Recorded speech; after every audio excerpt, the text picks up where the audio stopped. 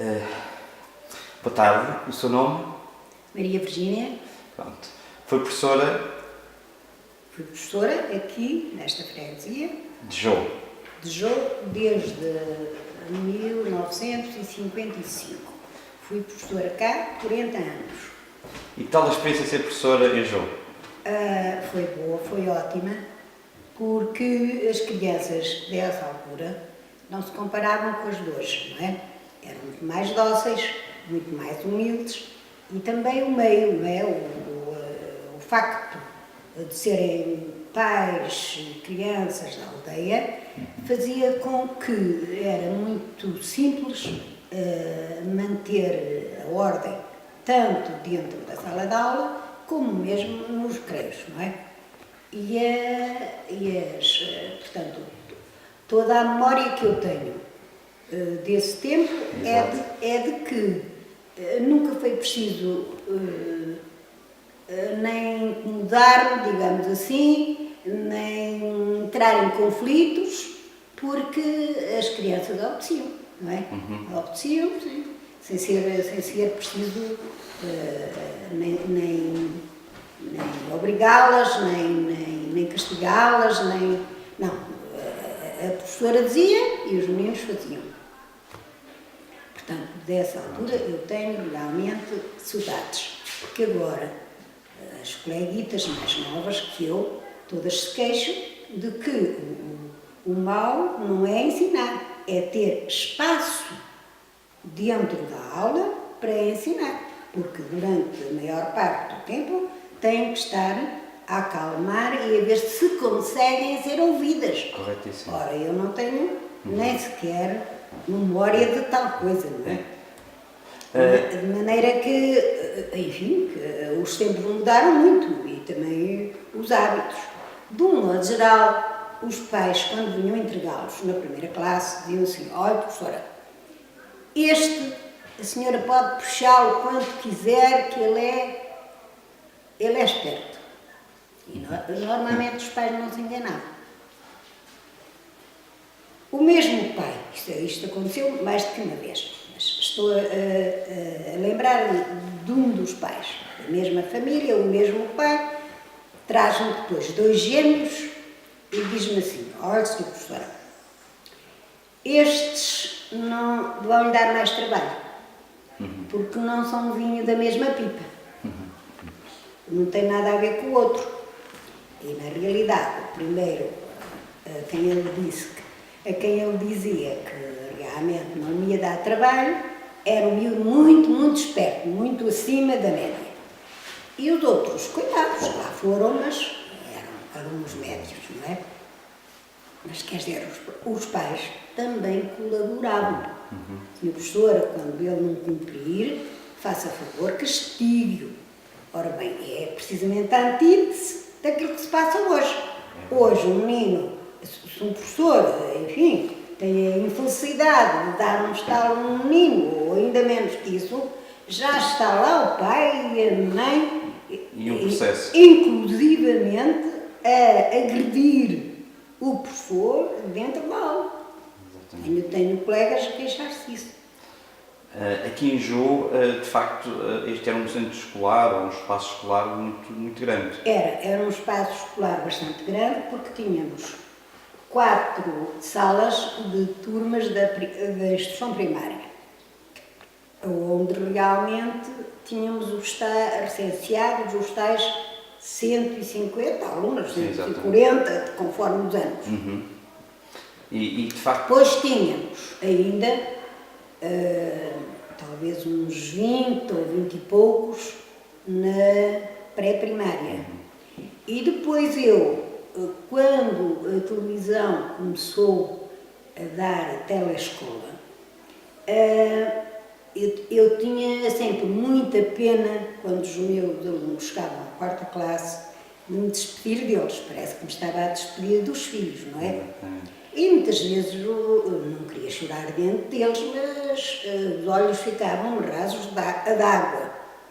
E sempre que podia, e algumas vezes consegui, escrevia para A, para B, para C, para ver se aqueles alunos enfim, se evidenciaram que eram realmente boas cabeças, conseguiam alguma ajuda para continuar os seus estudos. De maneira que quando vi a telescola, fiquei encantada. E não descansei enquanto que não pus aqui ainda no tempo em que não era oficial, era particular, mas foi à minha custa que eu pus e tinha, portanto, também 2 turmas, uma turma do primeiro ano e outra do segundo ano, da telescola. Portanto, esses já são excedentes dos tais 150 ou mais ou menos que eu há bocado referi. O tipo de brincadeiras que na altura se brincava em termos de espaço escolar? Brincadeiras no recreio? Era mais difícil, porque eu, assim, propriamente desporto, pouco ou nada sabia. E as turmas que eu tive quase sempre foram de rapazes. Os rapazes pediam, Sr. Professor, venha lá ao recreio, a senhora é que vai ser, como é que se chama lá o árbitro. Vai ser o árbitro do jogo da bola. E eu dizia assim, não, mas não há um de vocês mais qualificado que possa fazer isso, porque eu não fazia ideia nenhuma. Não, queríamos que desse, Sr. Professor. Bem. Então eu começava por pegar lá no apito e por lhe dizer assim, vamos fazer um jogo de pessoas sérias. Não vai agora aqui haver faltas de A, nem faltas de B, porque o nosso jogo não interessa que ganhe ou não ganhe. O que interessa é que joguemos, é que estejamos aqui divertidos. Portanto, portem-se bem, porque eu não ia distinguir quem é que fazia falta ou quem não fazia. De maneira que daí a bocado vinha um senhor professor, então olha aquilo fica a falta. Eu assim, então digam-me que não faça. Anda cá, não faças mais faltas. Ora bem, e eu estava ansiosa que o jogo do futebol acabasse, porque na realidade sabia que estava ali a fazer uma fraca figura. Mas eles sentiam-se mais acompanhados se eu estivesse presente.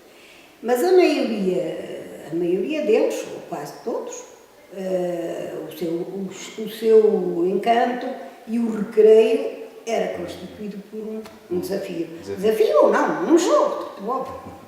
Era o principal.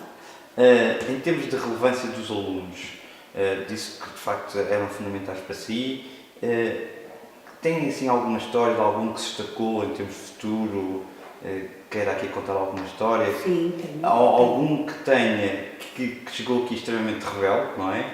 E que depois se transformou com a própria escola e consigo e que cresceu como pessoa e depois, hoje em dia, se calhar, diz assim, professora... Havia colegas aqui que me diziam assim, olha, eu tenho lá um aluno que eu não consigo que ele se sente e não consigo que ele faça nada. E todas as vezes que eu chamo do recreio, ele anda em cima do telhado. E se tu não te importasses, eu mandava-te para ti. Mas porquê? Eu é que tenho... é que contigo eles acalmam mais e não sei o quê, de maneira que recebe-o lá e não sei o quê. Pronto, então esse mais rebelde ia para a minha sala. E depois lá deu-lhe fazer o discurso e não sei o quê, enfim, uma vez ou outra lá ia, outra vez ao telhado. Então tu que foste fazer ao telhado? Senhor professor, lá ninhos, mas deixas ficar porque não vais tirar os ninhos todos do telhado. E aos poucos, não é? Acabavam por deixar de ir aos ninhos e acalmavam mais um bocadinho, não é? Uhum. Mas também tive uma aluna, porque os alunos que frequentavam aqui a escola eram de alguns bairros, não é? Uhum. Estava aqui no bairro do Banho, no Veinho, rio, a goleira, castelo. Agora o castelo fica bastante desviado. E os miúdos eram muito pequeninos. Eles vinham a pé, não A viagem? pé. E vinham a pé e iam a pé. E na altura havia pinhais muito densos de um lado e do outro do caminho. Portanto, muitas vezes as crianças diziam que tinham visto lobos, que tinham medo dos lobos, etc. E uma dessas meninas que vinha, que veio para a primeira classe, pequenina, nós muito grandes e tal, não saía da janela. Ó Joaquina, senta-te. Sentava-se 5 minutos e o bocado estava à janela. Mas, eu comecei-me a interrogar o que será, porque não será, e depois pensei, com certeza, na casa dela não tem janela. Ficou pasmada, ficou admirada com a janela dali. E então, quer dizer, deixei passar uns tempos, de maneira a que ela realmente usasse da paisagem, visse realmente o que era estar à janela, para depois começar a ficar sentada, mas foi um bocadinho demorado até que realmente se sentou para fazer alguma coisa. Outro miúdo lá do castelo também foi engraçado, porque chegou aqui um miúdo muito bonito, muito pestanudo, esse não me lembro o nome dele, ainda pequeninos que não chegavam com os pés ao chão, não é? Eu esses achava-lhe imensa graça porque apetecia-me sentá-lo no colo e dizer assim, olha, ainda é cedo para começarmos as letras.